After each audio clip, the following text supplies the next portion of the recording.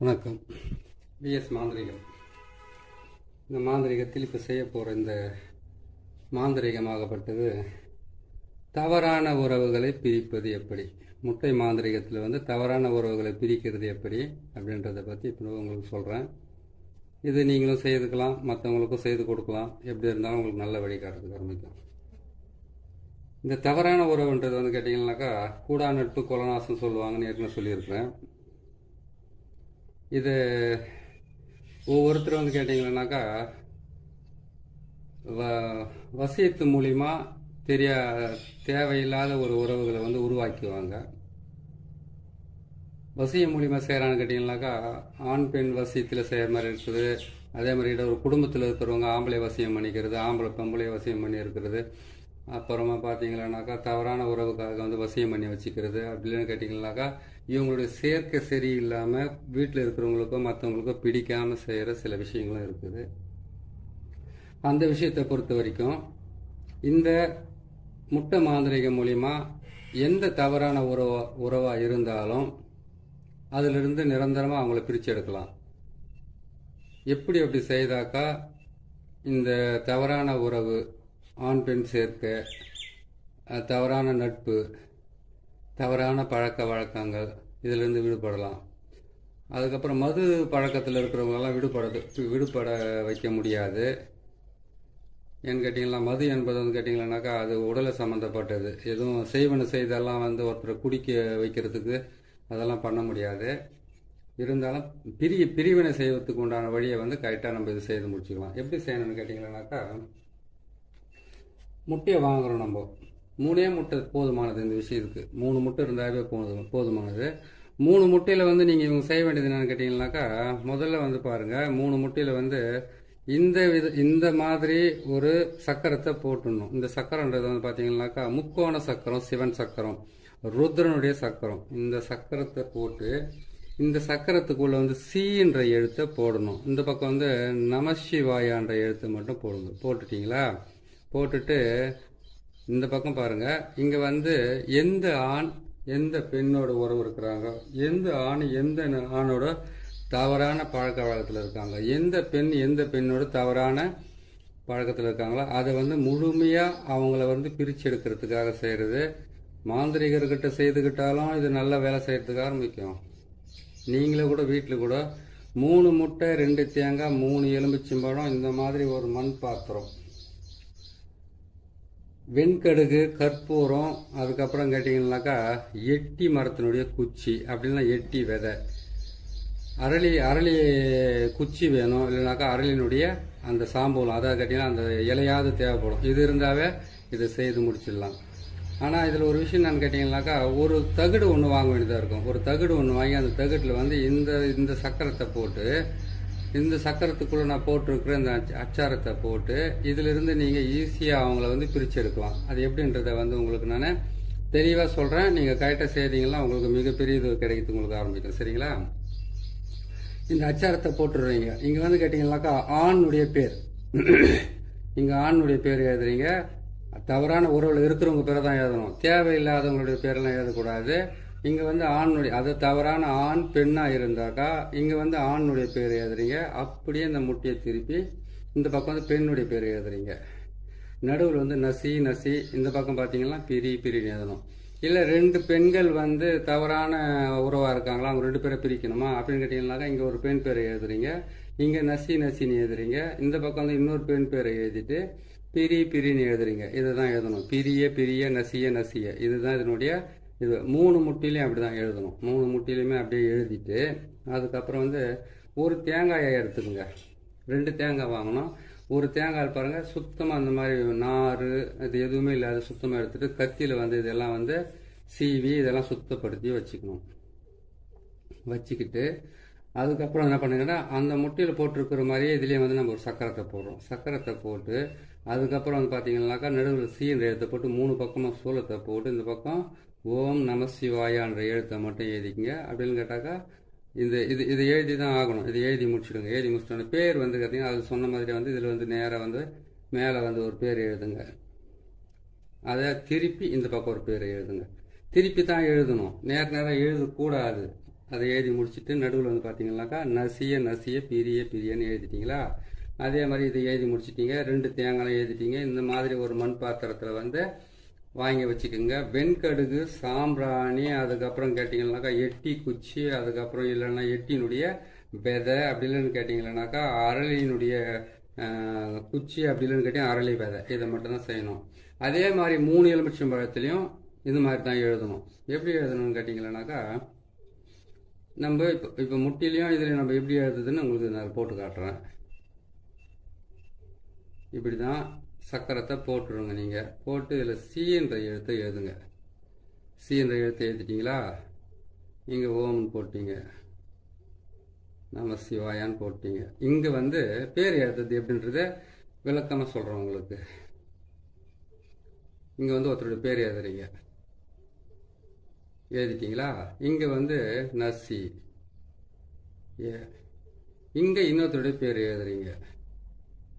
இங்கே வந்து பிரிய, நசிய பிரிய நசிய பிரிய நசிய பிரிய எழுதிட்டீங்க. இதே மாதிரி 3 எலுமிச்சம்பழத்துலையும் எழுதுறீங்க.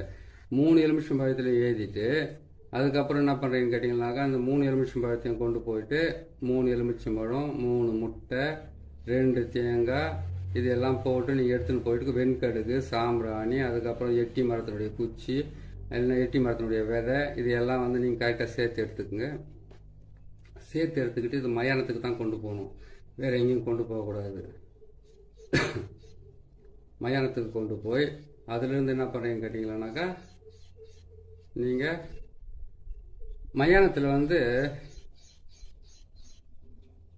அங்கே போயிட்டீங்கன்னாக்கா இந்த தலை புதைக்கிற இடத்துல வந்து பார்த்தீங்கன்னாக்கா அவங்கள புதைச்சதுக்கப்புறமா தலை மேலே ஒரு கல்லுனா இல்லாட்டி ஏதாச்சும் ஒன்று வைப்பாங்கல்ல, கல் தான் வைப்பாங்க, நிறைய இடத்துல பார்த்துருப்பீங்க.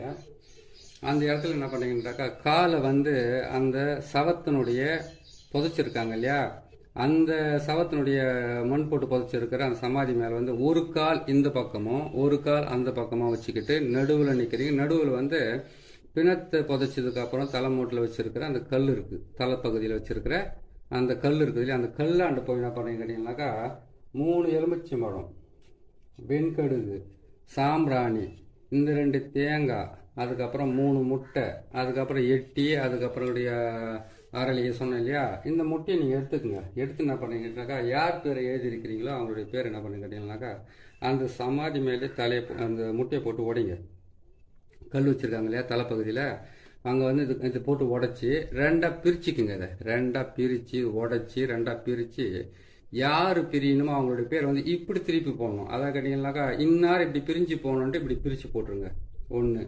2வது முட்டையை வந்து அப்படியே தான் அடித்து பிரிக்கணும். அதுக்கப்புறம் 1 தேங்காயை எடுங்க, 2 தேங்காயை எடுங்க, அதே மாதிரி அந்த தலைமோட்டிலே அடித்து இப்படி பிரித்து போடுங்க.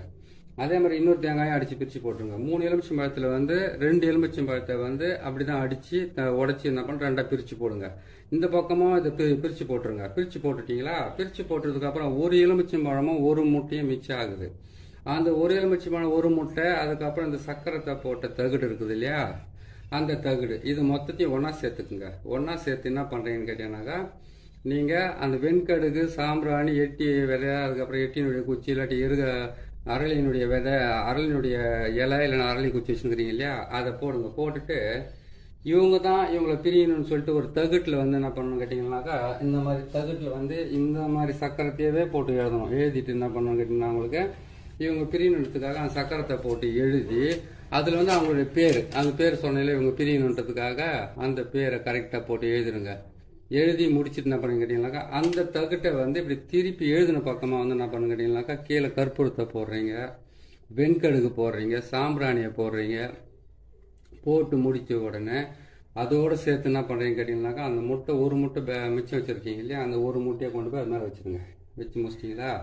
வச்சு முடிச்சதுக்கப்புறம் இந்த தகுடை வந்து அது மேலே வந்து எழுத்துக்கள் அதாவது எந்த பக்கம் எழுதுனீங்களோ எழுத்து, அந்த எழுத்து வந்து அந்த பக்கம் திருப்பி வச்சுட்டு அதில் வந்து அவங்க காலடி மண், தலைமுடி, அதுக்கப்புறம் பார்த்தீங்களானாக்கா அவங்களுடைய துணியெல்லாம் பழைய துணியெல்லாம் கொடுக்குறாங்க இல்லையா, இவங்களை பிரித்து எடுத்துருங்க அப்படின்ட்டு. அது என்ன பண்ணணும்னு கேட்டிங்களானாக்கா இந்த கற்பூரம், அதுக்கப்புறம் பார்த்தீங்களானாக்கா வெண்கடுகு, சாம்பிராணி, அதுக்கப்புறம் வந்து கேட்டிங்கனாக்கா எட்டி இல்லாட்டி அரளி போட்டுட்டிங்களா மொத்தத்தையும் வச்சுட்டிங்க இல்லையா, வச்சுட்டதுக்கப்புறம் என்ன பண்ணுறீங்கன்னு கேட்டிங்கனாக்கா அது முட்டை வந்து கற்பூரத்தை போட்டு அதுக்கு மேலே முட்டையை வச்சுட்டு அதுக்கப்புறம் வந்து இதெல்லாம் போட்டு வச்சுருங்களா, அதுக்கப்புறம் நெருப்பை வச்சுடுங்க. அதில் நெருப்பை வச்சுட்டு மேலே ஒரு முட்டை வச்சுருக்கீங்களே அவங்களை பிரிக்கிறதுக்காக அந்த முட்டை வச்சுட்டு அந்த முட்டை மேலே இந்த தகட்டை வச்சு எரிக்கணும். எரிச்சிட்டு இந்த தகட்டை கொண்டு போயிட்டு யார் பிரியணுமோ நல்லா எரிஞ்சதுக்கு அப்புறம் எரிஞ்சு கருகி இது மேலே வந்து அதனுடைய புகை நெருப்பு இது எல்லாமே பட்டதுக்கு அப்புறமா இந்த தகடை கொண்டு போயிட்டு நல்லா சுருட்டி கொண்டு போயிட்டு யார் பிரியணும்னு நினைக்கிறீங்களோ அவங்க வீட்டில் வச்சா போதும். ஆட்டோமேட்டிக்காக வந்து உன்னை விட்டு நான் பிரியவும் மாட்டேன், நீ தான் என் வாழ்க்கை, நீ தான் என் குடும்பம், நீ தான் என்னுடைய உயிர், நீ தான் என் உடல்னு சொன்னவங்களா இருந்தாலும் சரி, அவங்களுக்காக சூசைட் அட்டன் பண்ணவங்களா இருந்தாலும் சரி, தற்கொலை முயற்சி வரைக்கும் போனவங்களும் சரி, இவனை விட்டு நான் பிரிய மாட்டேன் இவளை விட்டு பிரிய மாட்டேன்னு சொன்னவங்களா இருந்தாலும் சரி, 2 பேர் தவறான உறவில் வந்து தவறான நட்பாக இருக்கிறவங்களா இருந்தாலும் சரி, அப்படி இல்லைன்னு கேட்டிங்களானாக்கா தவறான பழக்க வழக்கங்கள் இருந்தாலும் சரி, அவங்கள பிரிக்கிறதுக்கு உண்டான மிகப்பெரிய எளிமையான முறையில் தான் உங்களுக்கு போட்டிருக்கேன். முழுமையாக வந்து இப்போ அதை கேட்டிங்கனாக்கா இது செஞ்சிங்கனாவே உங்களுக்கு வந்து 98% வந்து உங்களுக்கு வேலை செய்யறதுக்கு ஆரம்பிக்கும். அது என்னைக்கு செய்யணும்னு கேட்டிங்கன்னா செவ்வாய்க்கிழமை செய்யணும். 3 முறை செய்ய வேண்டியதாக இருக்கும். ஒரு செவ்வாய்க்கிழமை செய்யுங்க, இன்னொரு செவ்வாய்க்கிழமை செய்யுங்க, இன்னொரு செவ்வாய்க்கிழமை செய்யுங்க. அது செவ்வாய்க்கிழமை தான் செய்யணும் அப்படின்னு கேட்டாக்கா, செவ்வாய் என்பது வந்து சண்ட கிரகம். செவ்வாய் உச்சம் பெற்றிருக்கிறாங்க, இல்லை செவ்வாய் வந்து ஒருத்தருக்கு ஆட்சி அமைச்சிருக்காங்க, செவ்வாய் வந்து ஒருத்தருக்கு நீசமாக இருக்குது, செவ்வாய் வந்து ஒருத்தருக்கு பகையாக இருக்குனாக்கா அவங்க வந்து சண்டையில் வந்து நம்பர் 1 இருப்பாங்க. எதுவாக இருந்தாலும் விடாப்பிடியாக வந்து ஒரு தகராறு பண்ணி அந்த பிரச்சனையை உருவாக்குறதே அவங்களுக்கு ஒரு வேலையாக இருக்கும். அந்த நாளில் செவ்வாய்க்கிழமையில் செவ்வாய் ஓரையில், செவ்வாய்க்கிழமையில் சனி ஓரையில், செவ்வாய்க்கிழமையில் புதன் ஓரையில் நீங்கள் இந்த வேலையை செய்தீங்கன்னாக்கா பிரிவினை என்பது வந்து உறுதி. நான் இல்லைன்னு சொல்லலை, ஆனால் நீங்கள் செய்ய வேண்டிய நேரத்தை மட்டும் கொஞ்சம் நீங்கள் ஞாபகம் பண்ணி செஞ்சுக்கோங்க. செவ்வாய்க்கிழமை அன்னைக்கு வந்து சனி ஓரையில் செய்யணும், அதே செவ்வாய்க்கிழமை அன்னைக்கு வந்து புதன் ஓரையில் செய்யணும், அதே செவ்வாய்க்கிழமை அன்னைக்கு வந்து செவ்வாய் ஓரையில் நீங்கள் செய்யுங்க. இது எங்கே செய்யணும்? மயானத்தில் செய்துட்டீங்க. தகடு கொண்டு போயிட்டு எங்கே வைக்கணும்? அவங்க வீட்டில் வந்து அவங்க வீட்டில் எங்கன்னா அதாவது அவங்க வீட்டு செவரு உரசுற மாதிரி வைக்கணும். செவரு உரசுற மாதிரின்னு சொன்னாக்கா வீட்டுக்கு வெளியில் வைக்கலாமா? வீட்டுக்குள்ளே தான் அவங்க வாழறாங்க, வீட்டுக்கு வெளியில் வந்து சுற்றிக்கிட்டு தான் இருப்பாங்க. வீட்டுக்கு வெளியில் வைக்கக்கூடாது, வீட்டுக்கு உள்ளே தான் வைக்கணும். வீட்டுக்குள்ளே வச்சிங்கன்னாக்கா அவ்வளோ நல்லா வேலை செய்யறதுக்கு ஆரம்பிக்கும். நீங்கள் பார்த்து கரெக்டாக செய்யுங்க. சரி, இது செய்து முடிச்சிட்டிங்க. இது செய்து முடிச்சதுக்கு அப்புறமா வந்து 3 செவ்வான்னு சொல்லியிருக்கிறேன். இந்த 3 செவ்வாயை நீங்கள் கண்டினியூ செய்தீங்கன்னாக்கா 2வது செவ்வாய் 3வது செவ்வாயிலே முதல் செவ்வாய் செய்து அடுத்த செவ்வாய்க்கு உங்களுக்கு வந்து அவங்க வீட்டில் வந்து சண்டை நடத்துக்க ஆரம்பிச்சிடும். அவ்வளோ பவர்ஃபுல்லாக வேலை செய்யும். சரி, நீங்கள் செய்து முடிச்சிட்டீங்க. உங்களை காப்பாற்றிக்கிறதுக்கு உண்டான வேலை அது எப்படின்னு கேட்டிங்கனாக்கா, உங்களை காப்பாற்றிக்கிறதுன்னு கேட்டிங்களா, இதை செய்து முடிச்சிட்டோன்னே இதிலிருந்து நம்ம கைப்பட்டுச்சு இல்லையா, இதுக்கு வந்து நீங்கள் பரிகாரமாக செய்யணும்னு கேட்டாக்கா மாட்டு கோமியம் இதை மட்டும் வாங்கி நீங்கள் வீட்டில் வச்சுக்கிட்டு கையை காலை கழுவிக்கிட்டு, அதாவது கை காலனாக்கா மாட்டு கோமியத்தில் கவனம்னு கேட்டிங்கனாக்கா அதுக்கு 5 லிட்டர் 10 லிட்டர் தேவைப்படும். அதுக்கு என்ன பண்ணுங்கனாக்கா கொஞ்சம் ஒரு பாத்திரத்தில் வாங்கி ஒரு பச்சை தண்ணியில் வந்து பன்னீரில் போட்டு நீங்கள் சுத்தமாக முகமும் கை காலம் கழுவி தலைமுறை மட்டும் தெளிச்சுக்கிட்டு போங்க. 3 முறை செய்தீங்கன்னா உங்களுக்கு முக்கியமான யாரை பிரிக்கணும்னு நினைக்கிறீங்களோ அவங்க வந்து கண்டிப்பாக பிரிவாங்க. நான் சொல்லியிருக்கிறது வந்து மாந்திரீகத்தில் வந்து ஈஸியாக முடிக்கிற வேலை, இன்னும் சிரமப்பட்டு செய்கிற வேலையெல்லாம் நிறையா இருக்குது. அவ்வளோ செலவு பண்ணுறதை விட ஈஸியாக செய்து நீங்களே காப்பாற்றிக்கலாம், நீங்களே செய்துக்கலாம். சரிங்களா? இது செய்யுங்க. தவறான உறவுகளை பிரித்து நல்ல வாழ்க்கை வாழ வைங்க. உங்களுக்கும் புண்ணியம் கிடைக்கும், நல்லது நடக்கும். இன்னொரு நல்ல பதிவில் உங்களை சந்திக்கிறேன். நன்றி, வணக்கம்.